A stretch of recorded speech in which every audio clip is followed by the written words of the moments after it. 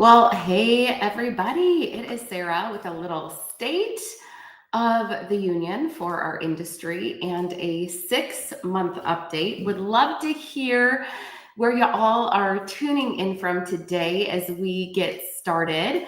You may have heard the news. We had heard recently of 2 companies in our industry changing the model.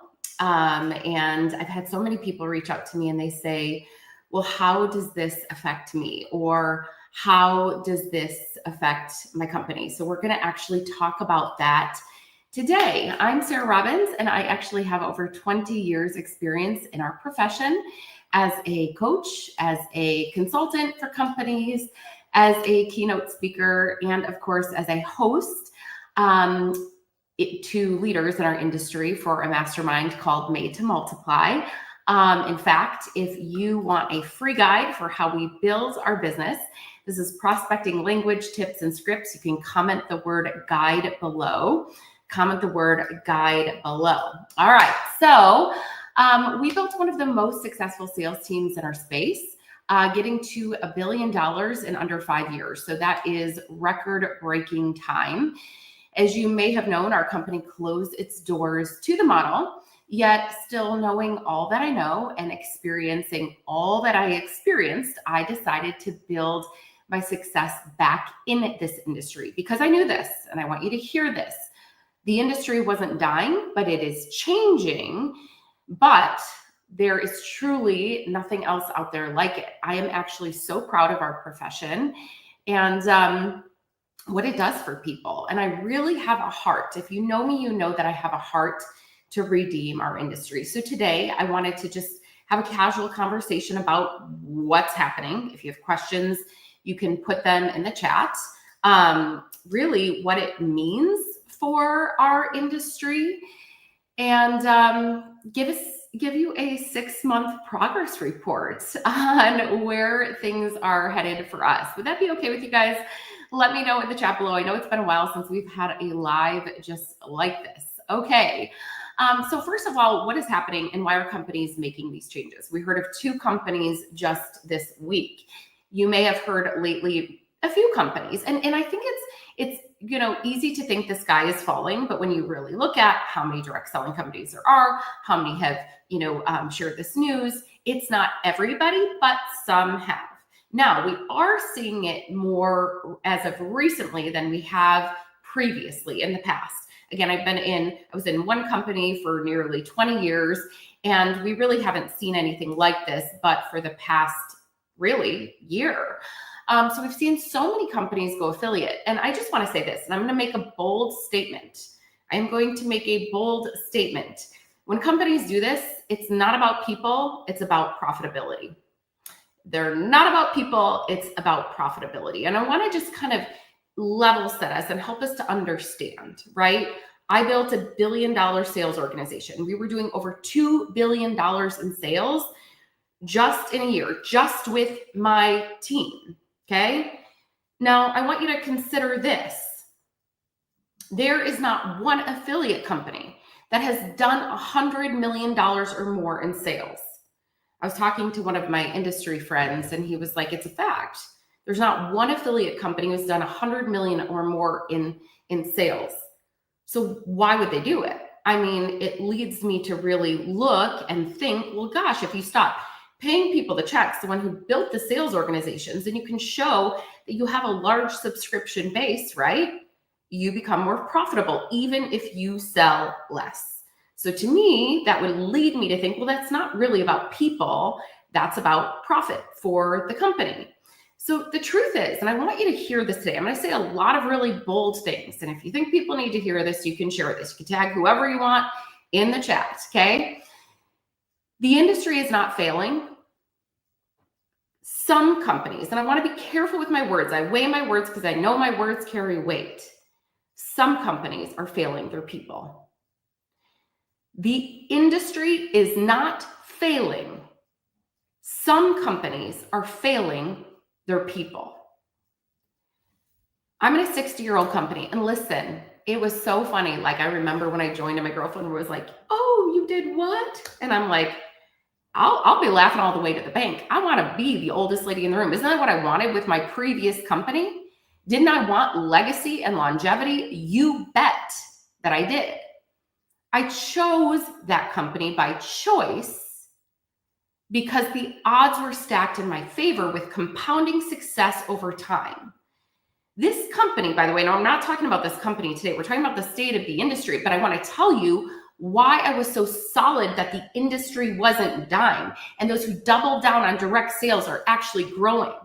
This company over 60 years survived and thrived during many changes economically and in our industry.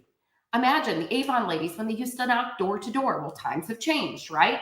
Then the rise of Facebook. Well, times have changed, right? And there are companies that come and go.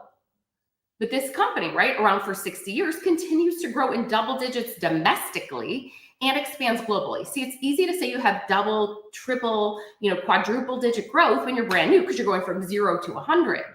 But how do you say that 60 years later? Again, the industry is not dying. Companies are failing their people. So I want you to think about this.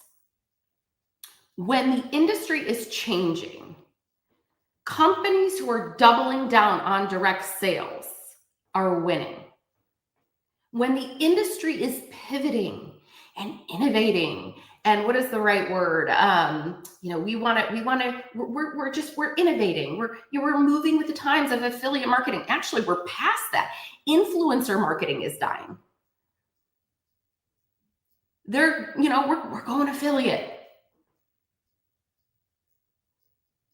Companies that are going back to their roots, their pivot is back to their roots, doubling down on the industry. Our company actually said, we'll place a bet on this. They trademarked community marketing because they know it's the people who sell the products. People over profit, relationship over revenue. So no, the industry is not dying, my friend. It's changing. And if a company wants to grow, innovation isn't about going affiliate. It's about going back to your roots. And that is why we've attracted so many people in our new movement, both industry leaders and professionals. So I've had so many people ask me, Sarah, as a company owner or a field leader, what should I do in these evolving times? Again, the industry is not dying, it is changing. And we have to, grow as the industry grows.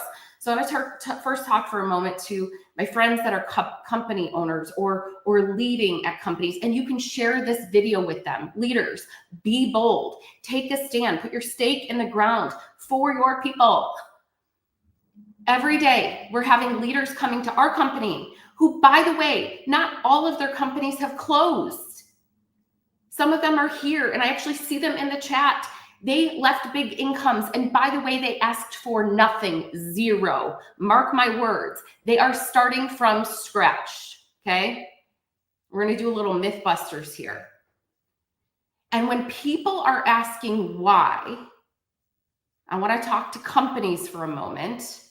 I'm going to share with you truth, what they're saying. Owners, for a minute, and I know you guys never see me this way, so you're probably like, what the heck did she have for breakfast? But literally, I have such a heart for this industry and to redeem this industry. I have literally thousands of people in different companies in my coaching program, and they have trusted me for 20 years. I have 20 different top leaders who together lead millions and do billions in sales, and we love each other and respect each other, and we love the industry. I will fight for this industry, not just my company, tooth and nail. And I will tell the truth. Owners, executives, people are done with the diamond handcuffs. They're tired of the takeaways and the empty promises. Do you want to know what they are craving? They are craving stability and longevity.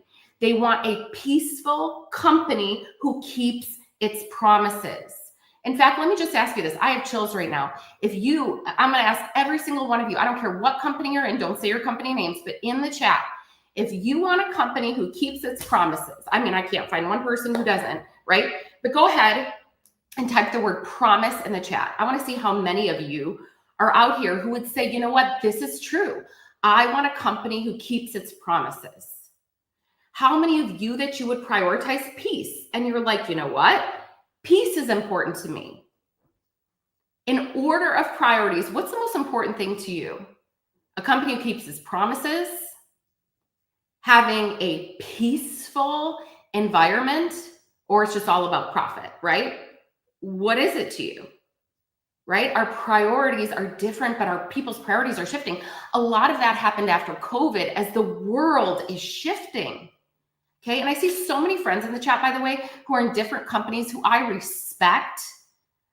I don't want to start shouting people out because I don't want to miss anybody, but they're in different companies. People have been in my mastermind, people that I've masterminded with, like I respect. And they know my integrity. Like we have built long-standing relationships over 20 years. Okay. What we're finding is this. It's so fascinating what's happening right now. I have never seen anything like this. People's priorities are changing. Here's what they used to want. By the way, no talking about companies in the chat or why your company is the best. If you are, we're going to delete you. So please don't do that because that's not what this live is all about. It's about elevating the profession. Okay. Because I'm going to say a healthy profession is healthy for all of us. You want everyone in the chat to win, period. They're not here to look at your company. They're doing their company. So respect that. Okay. People's priorities are changing. Here's what they used to want. They wanted the bright, shiny new, back in the day, it's like we used to use this cheesy, like ground floor opportunity. You want to know what they want now? Stability, longevity. I keep saying stability is the new sexy. That's what leaders want. You know what they want? Leaders of companies, they want ownership who's willing to say, and not just say, but their words match their walk, right? They don't just talk the talk, they walk the walk. They want ownership who will double down on the model. That is people. And prioritize people over profit. I've heard companies, I've been in companies, right, where they talk all about, it's all about the product. That should be a clue. No, it's all about the people. When you do this and you double down on the people and you double down on the model, you will be the place that not only people stay and weather the storms, but people will flock to. I see Robin said, that's what I wanted, stability, credibility, and peace. Your priorities change if you live long enough. And again, I want leaders here now in the field to listen up, okay? Because now I'm going to talk to you. You're like, oh, shoot, yes, she is. I am. Here's the thing I want you to hear. Here's the thing I want you to hear. No company is perfect, and I promise you that. Not one company will not have problems. And by the way, newsflash, not all company goes like this forever. Not one. Not one. That's business. Look at the Apple growth chart. Read the book by my good friend, Brett Blake, Field Renewal for Leaders. There's not one. So I just want you to hear this. If you're prioritizing a peaceful environment, right, we can be the place that people want to stay, even in the storm. But if you're not, listen, can you fault them for saying, I just can't do that anymore? So leaders, I want to tell you what I'm hearing. Because I'm sitting in a whole new seat these days, right? I was in a previously established business for 20 years. And at that point, people were like, this ship has sailed. We never had an industry leader who would, come and say like, hey, we want to know what you're up to and what you're doing. It's just pretty much because of the size of our business, right? And people were like, okay, I'm doing the thing. And again, timing was different. People's timing changes. What they're prioritizing now after 2020 is different. So I'm hearing a lot. Leaders in the field, people do not want hustle culture anymore. And if you agree with that, give me a good amen. They do not want hustle culture anymore. I see my friend Tina in the chat. She's another person, in a strong, stable business, okay?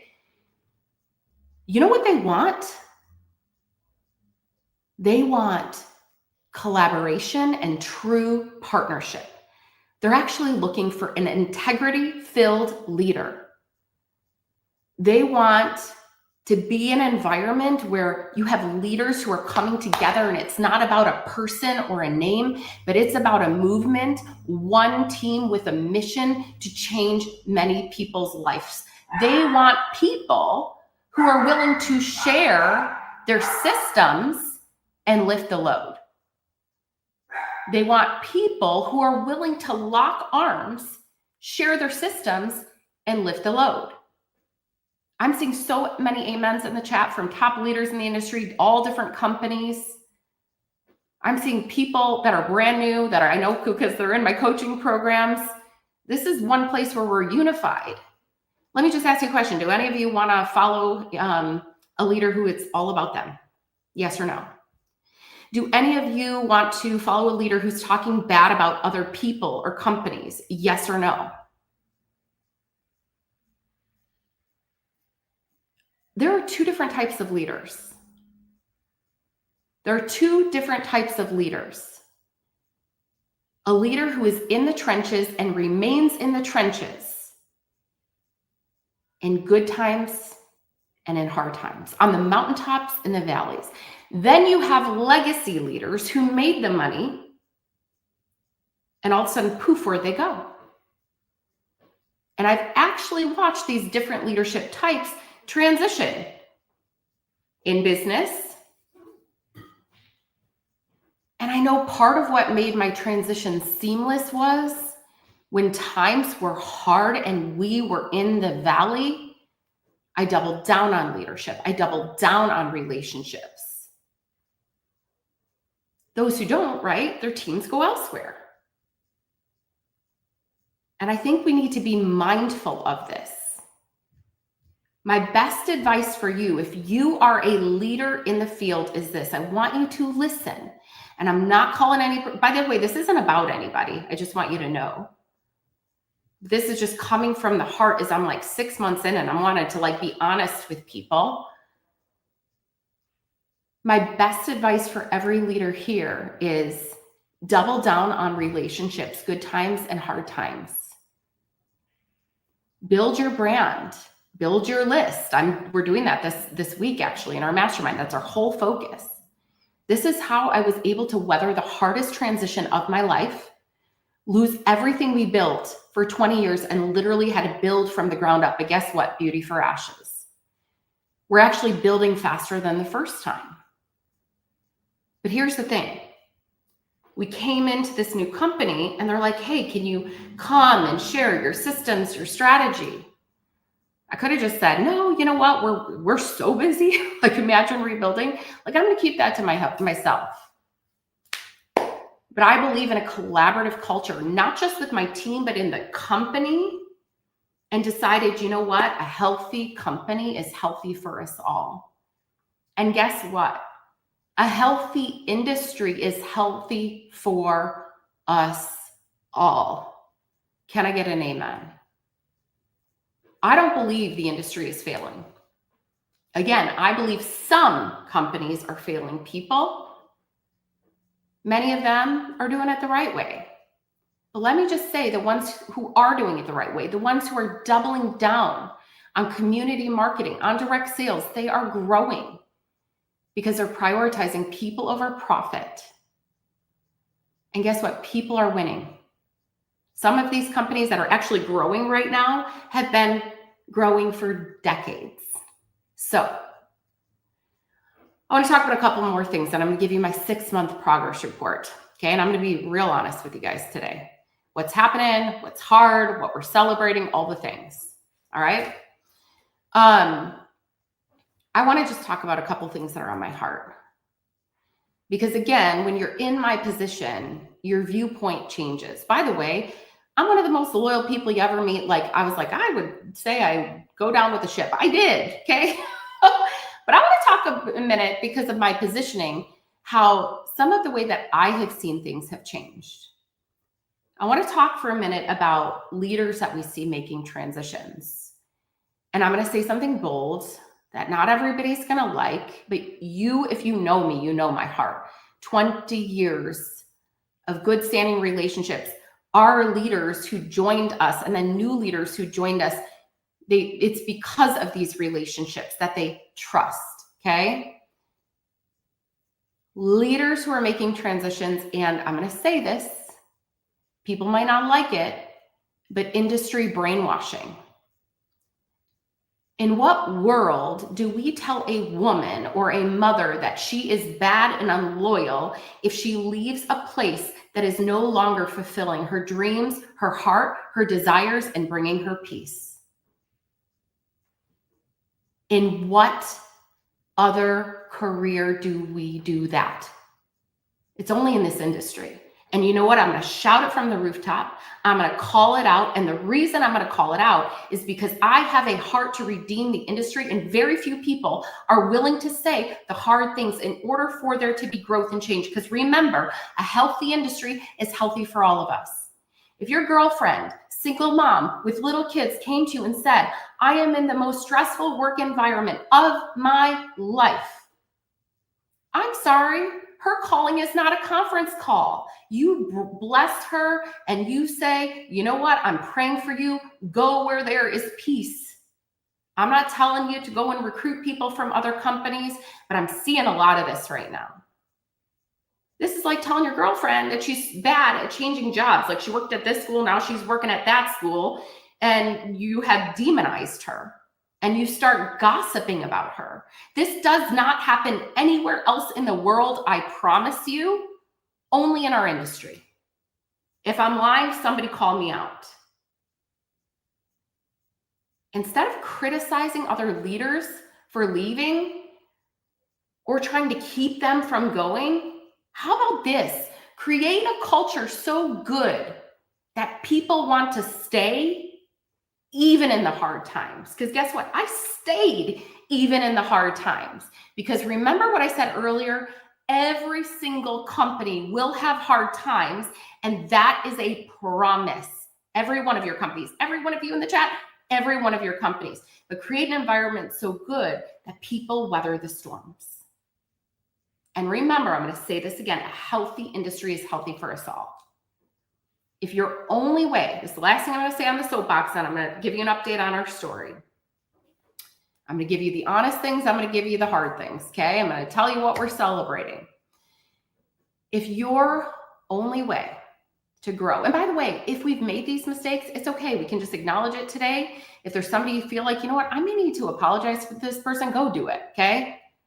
Unforgiveness actually keeps you from getting your prayers answered. That's just a bad place to live in bitterness. If I can bless and release my company that betrayed me over nearly 20 years and literally say, I bless them, I'm so thankful for that experience because it brought me to where I'm at today. Surely you can forgive that person. Surely you can release this person. Surely you can apologize to that person. Nothing is worth holding on to. Bitterness will kill you. It will block your blessing. If your only way to grow is to talk down your competition, or disparage a company in an attempt to dismantle them and to build your own, it shows you have no real success to stand on. I have never had to bash my competition. You want to know why? I don't see them as competition. People want collaborative partnerships and true leaders in our industry right now. If your only way to build your business is to start tearing down another business or to start passive aggressive posting about people, I've had people do it to me like 6 months in. I'm like, when is this person going to get off the soapbox in the story? If your only way to build your business is by tearing down another business owner, you need a new business plan. It's unbecoming, and people will stop trusting your leadership. Trust me, I know it because we are hearing it. I'll post an example of this, by the way, outside of the industry. And this is every industry, guys. So I don't want you to think like, man, network marketers are nuts. I saw this ad the other day and it popped up, and I'm going to post it in the chat as soon as this is done. There was this ad done by a company that competes with Canva. You know, they make graphics. And the ad says, Canva is dead. And what do they try to do? Talk all about their competitor in an effort to do a money grab and gain more business. The comments section is full of hundreds of seething people and loyal customers of Canva saying, bro, this ain't it. Because it's not. Scarcity-minded people talk about problems and people. Those are the ones who do the passive-aggressive posting about other people on social media. True leaders, they talk about ideas and dreams. They help others win and achieve their ideas and dreams. They talk about ways they're winning, who they're helping, and they don't view people as competition. They know that a healthy industry, especially in today's climate, is healthy for all of us. I want to see my sisters win. This is why I do the masterminds. This is why I do coaching for people at all different companies. Can I just get an amen for a minute? And I promise that I'm off my soapbox. I'll give you my 5-minute, 6-month update. Okay. All right. So how are we doing today? Last January, if you missed it, you can go look back on my Instagram. It's one of the squares. It looks like a picture of me reading over a Bible. It's one of my reels. I would say I probably posted it in the month of January-ish. July-ish. Last January, literally almost 1 year ago, I went to church and I got a prophecy. If you don't know what a prophecy is, it's like when a pastor or speaker, they come up and they give you a word. And this pastor picked me out of a crowd and he said, girl in the sparkly shoes. If you know me, you know I love sparkles. So you can say, well, that was probably her. He said, you know how some prophecies are about like, hey, you're kids and you're this and you're that. And it's like all over the place. This was so specific, but at the time it was so obscure that I was like, what is this guy talking about? It was my pastor's mentor. He says, girl in the sparkly shoes. He said, the thing you thought would be forever. This is verbatim. I know I've listened to it many times. The thing you thought would be forever, God will change the trajectory. He said, nothing is out of order. You've not done anything wrong, and nothing is out of place. He said, a great betrayal is coming, but God will heal it. Remember, that was a signal to me. Don't get caught up in betrayal. Y'all need to forgive people, even if they've wronged you. Okay? We can justify and hold on and be like, but you don't know what they did or what they said. If I can forgive my company, you can forgive that person. Bless and release. He said, and suddenly people are going to start to come to you and say, what will it take for you to sell this or do this? I'm like, what is he talking about? Who's going to betray me? Sell this, do that? Like, what am I going to do? And he said, and then in 18 months, it will make up for the past 3 years. Okay, that's January last year. July 15th, we get on a call with an attorney, last minute leadership call, and they let us know our business as we knew it was going away. And that was it. No notice, no nothing. And I call our founding CEO. The reason I called her, she's my mentor. She's an incredible friend. She's so well respected in the industry. She built not one, but 2 multi-billion-dollar brands. And I was like, Lori, did you hear what happened? She's like, 400 people called me and you were the only person that I just picked up for what is happening. And I told her, and she said, do you know a man by the name of blah, blah, blah, blah, blah? This is our current CEO. And I said, no, I don't. She said, I'm having lunch with him today. I'm like, go God, like right people, right place, right time. She said, when I call you, pick up the phone. Now, during that time, my leaders and I, and again, because I had leaned into leadership, we had trust and respect for one another. We started interviewing a bunch of different companies. We had a lot of different opportunities. There was only one that we were all aligned where we felt there was peace.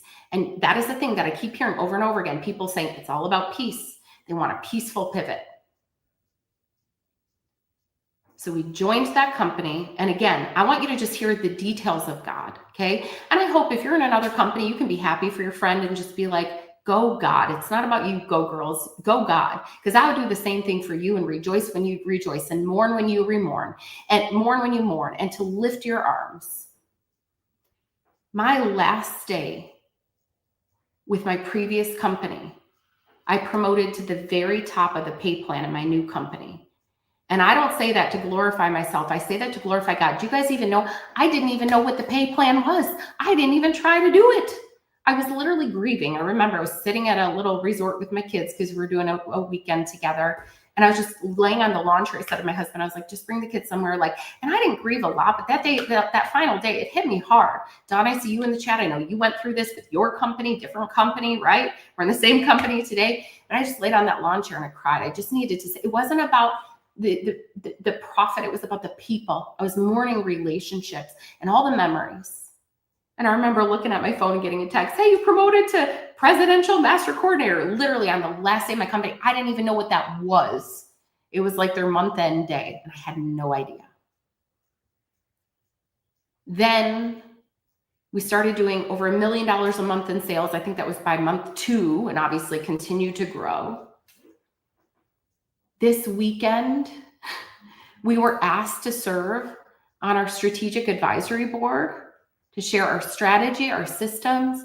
And you guys, God was so in the details. And I just want to glorify him for a minute. You got to hear this because I want you to hear, it's like some of you guys are worried about things, but God loves you so much that he is in every detail of your life. And if he did it for me, he can do it for you. See, I didn't have to worry about what was coming because the day I got the news, it literally was like, okay, I trust you, God. I pick up the phone, I call Lori, and she's like, hey, pick up the phone. I'm having lunch with this guy. That's how much he loves us. He loves us enough to pursue us. He loves us enough to put us in the right place with the right people at the right time. So you got to hear this. So this weekend, we're going to the collaboration council, the growth council, whatever it's called, our advisory board. The hotel they had us stay was the hotel that we stayed at with our previous advisory board in my old company. The building we had our meeting in was across the street from 60 Spirit, my previous company. We took a picture in front of it. You can see it on my Instagram. As I'm checking in, my old CEO is checking in at the same time and taps me on my shoulder. She came out of retirement to do advisory work for our company. And this is why you guys, literally chills. The last day of the meeting, a huge rainbow over the San Francisco Bridge. God's promise to us. This is why when we walk with God, we never need to worry about the next step. So I have a few people I want to talk to today. Maybe you're in a business and you've been struggling. By the way, companies do renew and they renew again. So this is not a message of doom and gloom. It's hope. In fact, in our mastermind, I always tell every leader, read Field Renewal for Leaders, and you're going to see companies that do renew. You know, my company, Results Not Typical, was a tale of private equity, right? So it doesn't mean it's going to happen to you just because you're in a season of decline. If you are worried about your company, that is self-reliance. You are not depending on God. And I'm going to say something else bold here. Your business is not your idol. It's not your source. If you think your business is your source, it is your idol. So check it. God is your source and supply. Do you trust him? One of his names is Jehovah Jireh, the Lord your provider. You either trust that or you don't. Ask him, God, what do you want me to do and what do you want me to know? Some of you don't know how to pray. So I'm just going to tell you, just talk to God and say, God, if you're there, he's there. If you're real, he's real. What do you want me to know and what do you want me to do in this season? And then listen and obey. Okay?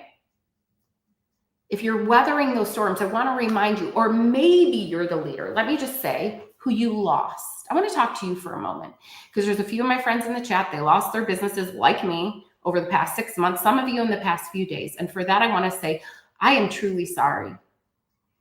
I know exactly what that feels like.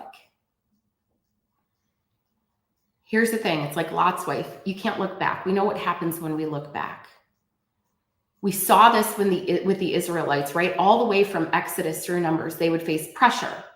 But what would God do? Provide. Actually, all of that was intended to promote them because there was a promised land, and every one of you has a promise for your life. And we'd see Exodus through Numbers when God would protect, God would provide. Bitter waters struck the rock, made it sweet. They had no food, sent manna from heaven. Parted the Red Sea before their very own eyes and eradicated their enemy, the Egyptian army. Yet you know what they would do? Take 2 steps forward, 1 step back. They wanted to go back to what was, but what wasn't better. They were slaves in Egypt, but they wanted to camp in the place of complacency. Why? Because it's what they knew. What was ahead was better. By the way, if you don't know this story, spoiler alert, they get to the promised land right at the border. Sadly, 2 out of 2 million don't make it. Why? Or I'm sorry, only 2 out of 2 million make it. Why? The rest, instead of sizing God up to the problem, they sized themselves up to the problem. They're like, this is too big. There's giants in the land. We don't stand a chance. Lack of faith. The 2 out of 2 million said, but God is greater. You cannot look back. You cannot go back. We have to stay in a place of hope with an attitude of gratitude and thanks. Many of them, they were blaming their leaders. They were blaming God, right? And what God wants us to do in this season is have a picture painted in our mind, a remembrance of every single thing he's done in your life. Every time he's protected you and provided for you. I'd be lying if I said, in those last kind of stages of the company when I was like, okay, some things are happening, but I don't quite know what, that you don't get fearful. But it's like, I remember talking to one of my mentors, Kathy, and she was like, you don't start making plans now. She was like, Sarah, didn't God show up when you were about to lose your teaching job in the recession of 2008 and he gave you your first company? I was like, yeah. She's like, so God's going to show up and do it again. And he did the day I got the call. So if you are going through this, I want to say heartfelt, I'm sorry. But I want to be the one who can stand here today as living proof and example that you can build it again and you can do it even more beautiful than before, because you are not starting over. You are starting with wisdom and experience. And I hope this encourages somebody today. I stand on Isaiah 61:7. The Lord will restore double my losses, even my joy. And that as I'm doing it, I'm going to have joy in the journey. The joy of the Lord is my strength. I pray like it depends on God. I pray like it depends on God. I work like it depends on me. I literally pray every day, Lord, send me the leaders who are supposed to be blessed by this. And by the way, the Lord is sending the leaders. For those of you who are in a place and you're looking, and I'm not speaking to those of you right now who are in a company, but for those of you who are looking for a new chapter and a new season, I'd be glad to share with you our new chapter and new season. You can comment the word insider below. And for those of you who are in a company and you want to know, you know what, Sarah, you've had great success. You did it before. You're doing it again. If I can bless you today with anything, I'll leave you with my free guide. Comment the word guide below. Okay. All right. I hope this helps to bring some clarity today and some encouragement. If you know somebody who needs it, please do feel free to share it with a friend. With that, have a great day. God bless and goodbye for now. Rock on, rock stars. Talk to you soon.